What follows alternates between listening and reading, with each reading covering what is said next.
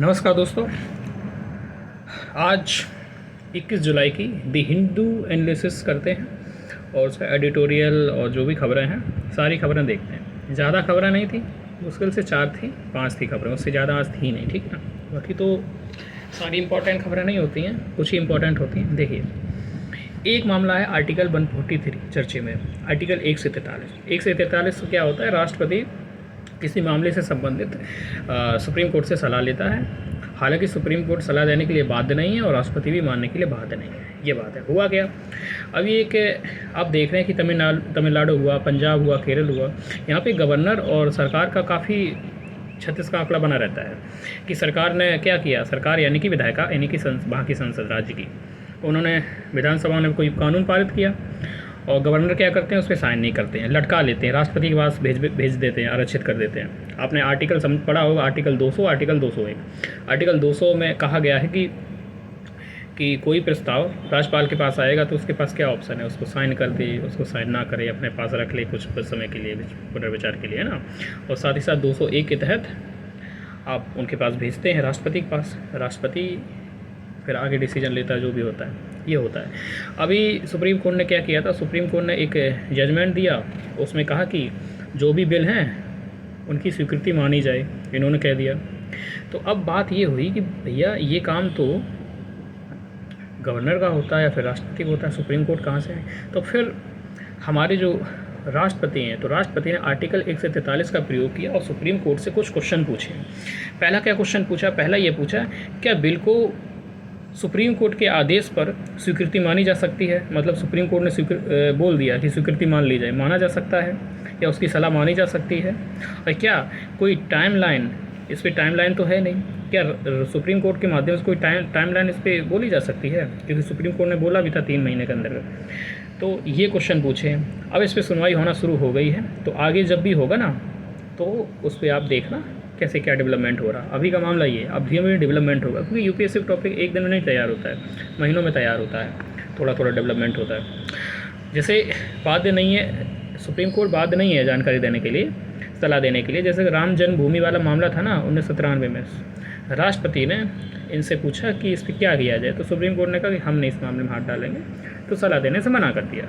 ठीक है, तो पहली खबर इतनी ही थी। बाकी अब डेवलपमेंट देखना। आर्टिकल, हाँ एक आर्टिकल और इम्पोर्टेंट है, आर्टिकल 142।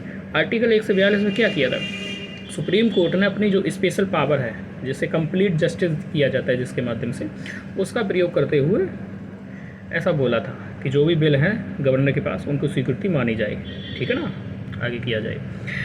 तो आर्टिकल 142 हो गया, आर्टिकल 1 से 43 हो गया, आर्टिकल 200, 201, ये 4 आर्टिकल इंपॉर्टेंट है, उनको और डिटेल में देख लेना। बाकी इतना ज़रूरी है, जितना ज़रूरी था मैंने बता दिया आपको। ओके, ठीक है। हाँ, आर्टिकल 142 जो है कंप्लीट जस्टिस की बात करता है। जैसे कि एक बच्चे का एडमिशन नहीं हो पाया, थोड़ा लेट हो गया, उसके पास पैसे नहीं थे, फीस नहीं थी, जब फीस इकट्ठी जब तक कर पाई तब तक एडमिशन होना बंद हो गया, सुप्रीम कोर्ट में वो गया। तो सुप्रीम कोर्ट ने एक इसके तहत एक स्पेशल पावर का यूज़ किया और उससे बोला कि आप इसका एडमिशन करिए, करना पड़ेगा, तो कर लिया गया। ये होता है। दूसरा एक छोटा सा मामला है एक लाइन का, कि ज़्यादातर मामले आ रहे हैं वहाँ पे इंडिया, जैसे अंतर्राष्ट्रीय जो भी संगठन है, यूनाइटेड नेशन मान लो, तो इंडिया क्या कर रहा है, जब भी कोई प्रस्ताव आता है, प्रपोजल आता है, तो वहाँ पे अब्सटेन हो जाता है, यानी कि जाता ही नहीं है इंडिया।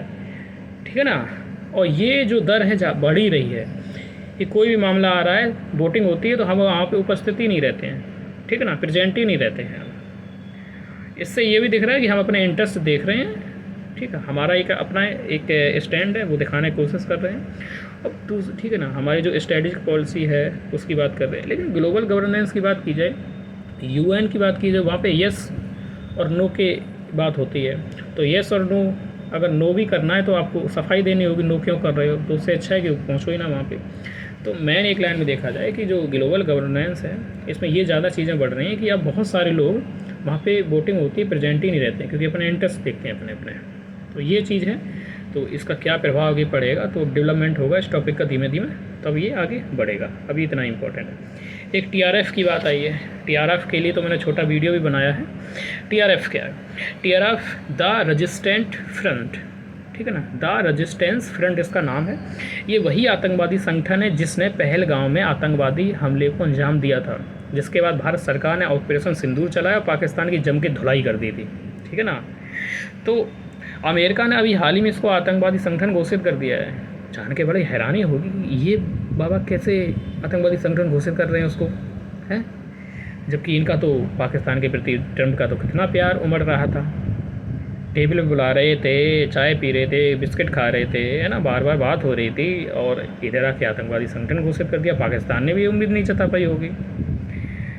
तो ये तो हो गया। अब इससे होगा क्या? इससे ये होगा कि इसके लोग जो भी हैं वहाँ से फंडिंग नहीं हो पाएगी, वहाँ से हथियार नहीं खरीद पाएंगे, वहाँ जा नहीं पाएंगे, यात्रा नहीं कर पाएंगे।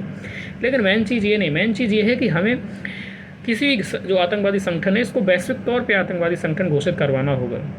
और वैश्विक तौर पे आतंकवादी संगठन घोषित हो जाएगा तो सीधा मतलब वो दुनिया के किसी भी देश में यात्रा नहीं कर पाएगा, कहीं से फंडिंग नहीं मिलेगी। ये कैसे होगा?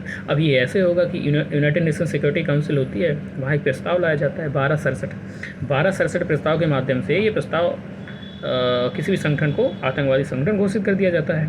लेकिन चैलेंज ये आ रहा है कि इसको घोषित कैसे किया जाएगा, क्योंकि जो P5 है यानी परमानेंट जो मेंबर हैं संयुक्त राष्ट्र संघ के, तो उनमें से 5 की सहमति चाहिए। अगर एक ने भी वीटो कर दिया तो पारित नहीं होगा, और चाइना तो इसका प्रेमी है, ये कैसे हो जाने देगा?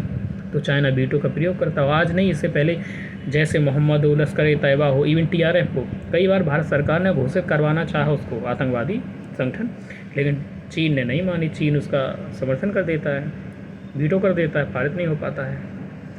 और सबसे बुरी बात क्या है? बुरी बात यह है कि आज तक दुनिया ने आतंकवाद की परिभाषा नहीं तय कर पाई कि आतंकवाद की डेफिनेशन क्या है, यही नहीं तय कर पाया। सोचिए, तो आप इसमें सिर्फ यही एंगल देखना कि TRF को घोषित कर दिया है।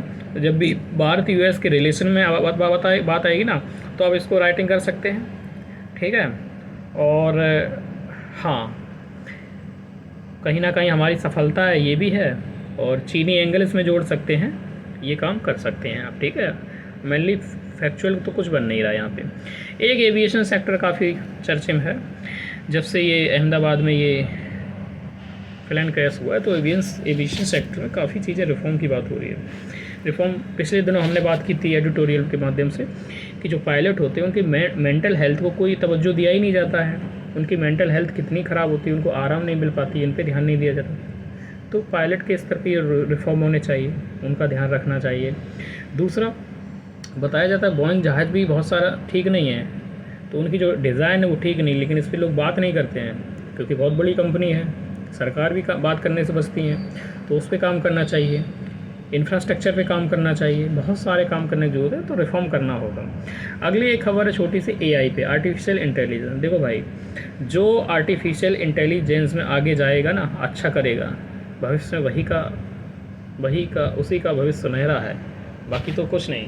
आर्टिफिशियल इंटेलिजेंस का उतना ही महत्व है जितना कि परमाणु बम का।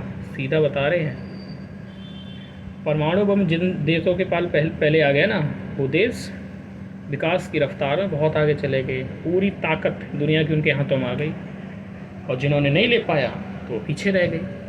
देखिए, आपने परमाणु बम ले भी लिया, बाद में लिया, तो फ़ायदा क्या हुआ? उतना फ़ायदा हुआ, लेकिन उतना फ़ायदा तो नहीं हुआ। तो AI में अगर आप लीडर बन गए ना, तो दुनिया पे कब्जा कर लोगे आप। AI जानते हो कितना खतरनाक होती है, कितना इम्पोर्टेंट होती है, और अब बाद में कर रहे हो, बाद में तो कर ही लोगे। अब 10 साल, आप देखो, आप 1 साल में परीक्षा 2 साल में लगा लो, वो बेटर है, निकाल लो। अब 10 साल लग के परीक्षा की तैयारी कर रहे हैं, निकल तो जाएगी, कैसे नहीं निकलेगी, लेकिन फ़ायदा क्या उसका? ये चीज़ें हैं। तो AI का टॉपिक तैयार करिए, काफ़ी AI के टॉपिक पे प्रीलिम्स में क्वेश्चन आएंगे, मेंस में भी आते रहेंगे अब, क्योंकि AI का टॉपिक हमेशा चर्चे में रहता है। ये टॉपिक तैयार करिए। कुछ चीज़ें मैं बता दे रहा हूँ। AI की जो पहली बैठक हुई है, अब तो AI पे स्पेशल बैठक हो रही है आर्टिफिशियल इंटेलिजेंस पे। पहली ब्लेचले में हुई थी, ये यूनाइटेड किंगडम के ब्लेचले में, दूसरी साउथ कोरिया है, बाकी सियोल है कैपिटल, तो दूसरी सियोल में बैठक हुई थी, तीसरी पेरिस में बैठक हुई, और आने वाले 2026 में भारत में बैठक होने वाली है। तो प्रश्न उठता है कि क्या भारत AI के मामले में वैश्विक लीडर बनने के लिए सक्षम है, क्या तैयार है? तो वही है कि हम किस चीज़ पे ध्यान देते हैं।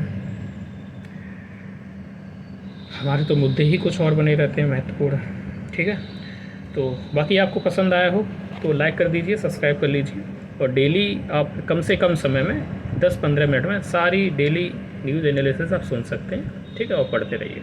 डेली 1.5-2 घंटे क्लासेस पॉसिबल नहीं होता, नहीं बन पाता है। और इसके जो आपके नोट्स हैं, टेलीग्राम चैनल है जर्नी टू IAS उस पर डाल देता हूँ, वहाँ से आप देख लिया करिए। और कुछ चीज़ नोट करना हुआ करें, नोट कर लिया करिए उसमें से, नहीं तो आप सेव कर लीजिए, ठीक है। जय हिंद।